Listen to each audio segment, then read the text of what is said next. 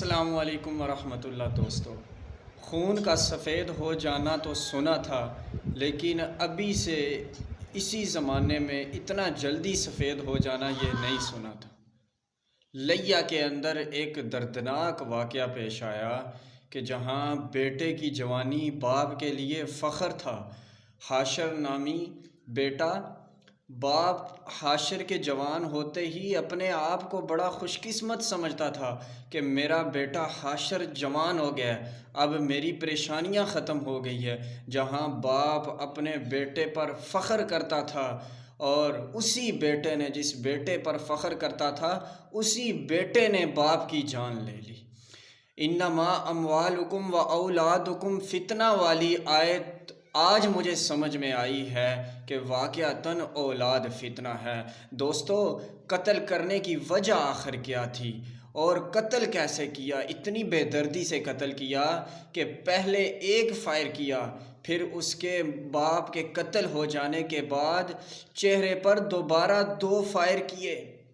باپ کی شکل پہچاننے میں نہیں آ رہی تھی، اس بے دردی کے ساتھ بیٹے نے قتل کیا۔ اور ڈنگ اور اس کو طریقہ اس کا دیکھیں۔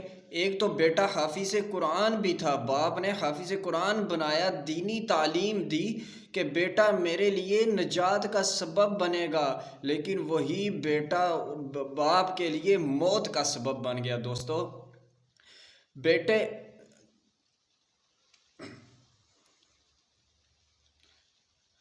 پولیس کو اطلاع کرنے کے بعد باپ کی لاش کو ڈھونڈا بھی پولیس کے ساتھ مل کر، اور روتا رہا، رونے کا ڈھنگ کرتا رہا۔ لوگوں نے بڑا ترس کر کے اس کے دلاسے دیے، پھر بیٹے نے جنازہ پڑھایا اپنے باپ کا روتے ہوئے جنازہ پڑھایا کہ لوگوں کو شک نہ ہو۔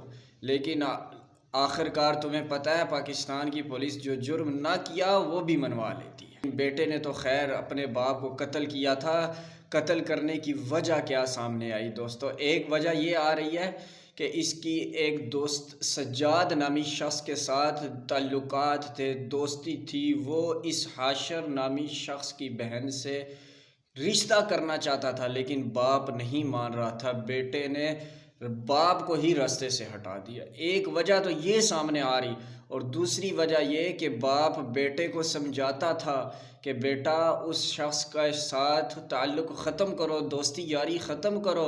اس سمجھانے کی بجائے، وہ سمجھنے کی بجائے اس نے باپ کو ہی اپنی دوستی یاری کے پیچھے باپ کو ہی راستے سے ہٹا دیا۔ اتنا پتھر دل کہ پھر اپنے باپ کو قتل کر کے اس کی لاش کو بھی ٹھکانے لگایا۔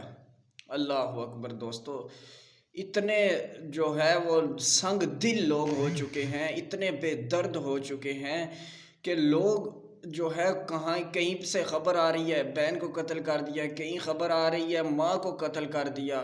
اللہ جو ہے ہم سب کو اپنے حفظ و امان میں رکھے۔